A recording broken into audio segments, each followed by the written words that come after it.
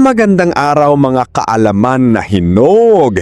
Kamusta po ang inyong pakiramdam ngayong araw? Grabing init no? Hay nako. Pero ang pag-uusapan natin ngayon ay, alam nyo ba na ang ating mga kidney o bato natin ay parang dalawang maliit na filter o salaan sa loob ng ating katawan? Sila ang walang sawang naglilinis ng ating dugo at nagtatanggal ng mga lason at dumi sa pamamagitan ng ating ihi. Subalit, dahil sa hirap ng buhay ngayon, madalas nating kinakain kung ano ang mura, ano ang mabilis lutuin, at kung ano ang kasya sa ating maliit na budget.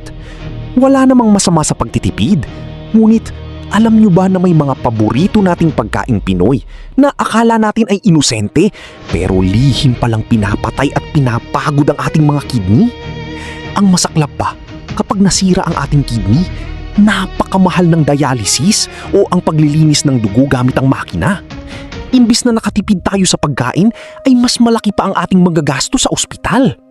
Kaya sa video na ito, iisa-isahin natin ang 10 pagkain na sumisira sa ating kidney. Pang-una sa ating listahan, kinilaw na isda o mga hilaw na pagkain. Paboritong pulutan o ulam ito sa mga probinsya dahil sariwa ang isda at tipid sa gas dahil hindi na kailangang iluto sa apoy. Babalatan lang, lalagyan ng suka, sili at sibuyas. Pero mga kahinog, mag-ingat po tayo. Ang hilaw na isda o karne ay madalas may mga nakatagong mikrobyo, bakterya at mga maliliit na uod o parasites. Kapag nakain natin ito at tayo ay na food poison o nagtain ng malala, mabilis tayong ma-dehydrate o matutuyuan ng tubig sa katawan. Kapag nawalan ng tubig ang katawan, biglang hihinto sa pagtatrabaho ang ating kidney na tinatawag sa medikal na acute kidney injury. Bukod pa rito, ang mga murang suka na ginagamit sa kanto-kanto ay minsan gawa sa synthetic o kemikal na asido na literal na sumusunog sa ating mga kidney. Pangalawa sa ating listahan, tuyo, daing at bagoong. Ito na marahil ang pambansang ulam nating mga Pilipinong nagtitipid. Isang pirasong tuyo o isang kutsarang bagoong, nakakarami na tayo ng kanin. Napakasarap nga naman, lalo na kung umuulan o pag nasa bundok tapos tabing ilog. Ngunit, ang mga pagkaing ito ay ibinabad sa napakaraming asin para hindi mabulok. Ang sobrang asin o sodium ay ang numero 1 kalaban ng ating kidney. Bakit? Dahil pinapataas nito ang ating blood pressure o presyon ng dugo. Kapag mataas ang presyon natin, unti-unting pumuputok at nasisira ang mga napakaliliit na ugat sa loob ng ating kidney na parang mga manipis na tubo ng tubig. Kaya kung madalas kayong magtuyo, siguraduhing hugasan muna ito sa mainit na tubig bago lutuin para mabawasan ang alat at uminom ng napakaraming tubig. Pangatlo sa ating listahan, instant noodles at pansit canton. Ito ang go-to na pagkain ng mga pamilyang kapos sa budget, mga estudyante at mga nagtatrabaho sa construction. Sa halagang 20 pesos, busog na! Pero alam nyo ba na ang isang pakete ng instant noodles ay naglalaman ng alat na higit pa sa kailangan ng inyong katawan sa loob ng buong araw? Bukod sa alat, punong-puno ito ng mga kemikal na nagpapahaba ng buhay nito sa istante.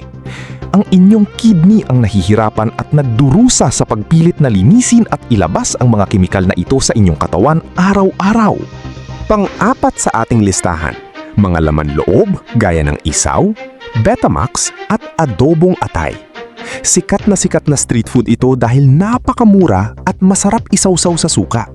Ang mga laman loob tulad ng atay, bituka at puso ng manok o baboy ay napakataas sa sangkap na tinatawag na purine. Kapag pumasok ito sa ating katawan, nagiging uric acid ito.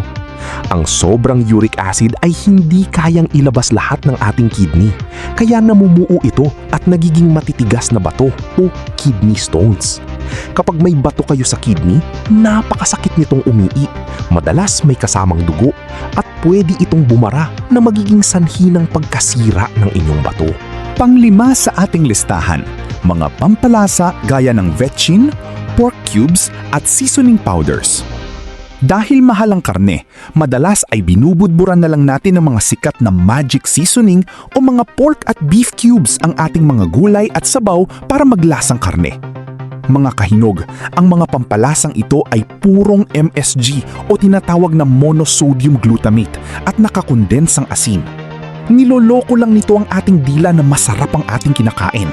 Pero ang totoo ay pinupuno natin ng laso ng ating dugo. Ang walang humpay na paggamit nito ay unti-unting pumapatay sa milyon-milyong maliliit na filter ng ating kidney. Baka naman po, total wala naman kinikita ang channel namin. Baka po kahit sa pag-like lang po dito sa video at subscribe, okay na po. Maraming salamat po. Pang-anim sa ating listahan, mga delatang sardinas, corned beef at meatloaf. Tuwing may bagyo o kapag walang oras magluto, delata ang takbo nating lahat. Bagamat nakakabusog at mura, ang mga delatang ito ay nangangailangan ng labis na sodium at mga preservatives gaya ng salitre upang tumagal ng ilang taon sa loob ng lata. Kapag inaraw-araw nyo ang pagkain nito, binibigyan nyo ng dobling trabaho ang inyong mga kidney. Kung wala talagang no choice at delata lang ang ulam, i-drain o itapo ng sabaw ng sardinas o hugasan ng corned beef at lagyan na lamang ng sariwang kamatis at pechay para mabawasan ang preservatives. Pang-pito sa ating listahan, 3-in-1 coffee na nasa pakete. Anong brand? Hulaan nyo. Halos lahat yata ng Pilipino ay nagsisimula ng umaga sa pamamagitan ng isang tasang 3-in-1 coffee dahil mura, matamis at mabilis timplahin. Pero alam nyo ba na ang nangungunang sanhi ng kidney failure o pagkasira ng bato sa Pilipinas ay diabetes? Ang 3-in-1 coffee ay hindi tunay na kape. Ito ay pinaghalong asukal at artipisyal na creamer na mabilis magpataas ng asukal sa inyong dugo. Kapag laging mataas ang inyong asukal, nagiging malapot ang inyong dugo at bumabara sa mga salaan ng inyong kidney hanggang sa masira ito ng tuluyan. Pang-walo sa ating listahan, mga juice at murang energy drinks. Para mapawi ang uhaw, madalas bumibili ang mga bata at matatanda ng mga juice na tinitimpla sa pitsil na kulay orange o pula. Ang katotohanan po, itong mga orange juice na to kuno ay orange, pero itong mga orange juice na to ay walang halong tunay na prutas. Puro asukal, food coloring at artificial na pampalasa lamang ito. Hindi lang ito nakakadiabetes, kundi nag-iiwan ito ng mga latak sa inyong kidney.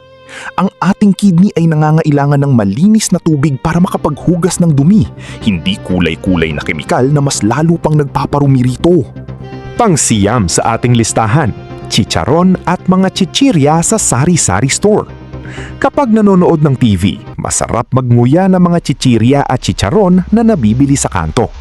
Ang mga ito ay pinirito sa paulit-ulit na mantika at binudburan ng sobrang alat para magkalasa. Tulad ng tuyo at daing, mabilis nitong papipitik-pitikin ang inyong blood pressure.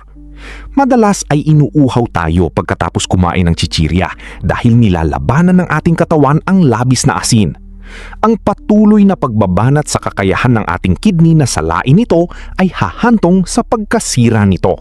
At ang pang-sampu, kanin na may toyo at mantika. Ito ay malungkot na realidad sa maraming pinakamahihirap nating kababayan. Dahil walang pambili ng ulam, pinaghahalo ang mainit na kanin, mantika at toyo. Ang toyo ay liquid salt o likidong asin. Ang isang kutsarang toyo ay sapat na para sa alat ng buong araw natin.